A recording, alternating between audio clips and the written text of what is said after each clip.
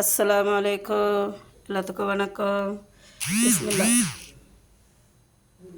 வாங்க இங்கே பாருங்கள், இது வந்து முடக்கத்தாங்கீரை. உடம்பு வலி, சளி, இருமல், ஜுரத்துக்கெல்லாம் ரொம்ப நல்லது. எங்கே கிடைச்சாலும் கொண்டு வந்துட்டு பச்சையாக சாப்பிட்லாம், இல்லை சூப் மாதிரி வச்சும் சாப்பிட்லாம். இட்லி மாவு தோசை இருந்துச்சுன்னா அதில் பொடிசாக நறுக்கி போட்டு இட்லி மாவு சுட்டலாம். சளிக்கு ரொம்ப நல்லது. இது வந்து முருங்கை இலை.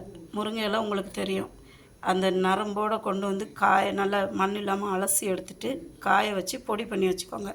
பொடி பண்ணி வச்சுக்கிட்டிங்கன்னா சாப்பாடு கூட சாப்பிட்றதுக்கு கொஞ்சம் நல்லெண்ணெய் விட்டுட்டு இந்த பொடியை தூவி விட்டு சாப்பிட்டு பாருங்கள், சூப்பராக இருக்கும். உடம்புக்கு அவ்வளோ நன்மை தரக்கூடியது இந்த முருங்கை பொடி. இது வந்து நித்திய கல்யாணி, உங்களுக்கு தெரியும் நித்திய கல்யாணி எப்படின்னு.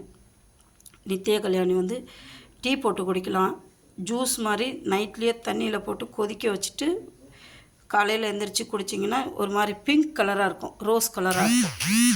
ரொம்ப ரொம்ப நல்லது.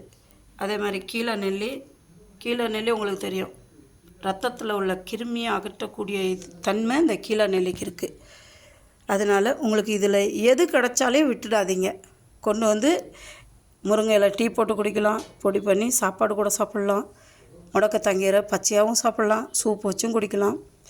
கீழே நெல்லி நீங்கள் இஷ்டப்பட்டால் ஜூஸ் மாதிரி அடித்தும் குடிக்கலாம், இல்லைன்னா பொடி பண்ணியும் சாப்பிட்லாம். இந்த நித்திய கல்யாணி டெய்லி சுடு தண்ணியில் போட்டு டீ மாதிரியும் குடிக்கலாம், இல்லை ஜூஸ் மாதிரியும் அடித்து குடிக்கலாம். அவ்வளோ உடம்புக்கு நல்லது. பிடிச்சிருந்தா ஷேர் பண்ணுங்கள், சப்ஸ்கிரைப் பண்ணுங்கள், மறந்துடாதீங்க. உங்கள் சேனல் மிக்சிங் சேனல். கமெண்ட் பண்ணுங்கள், பெல் பட்டனை கிளிக் பண்ணுங்கள்.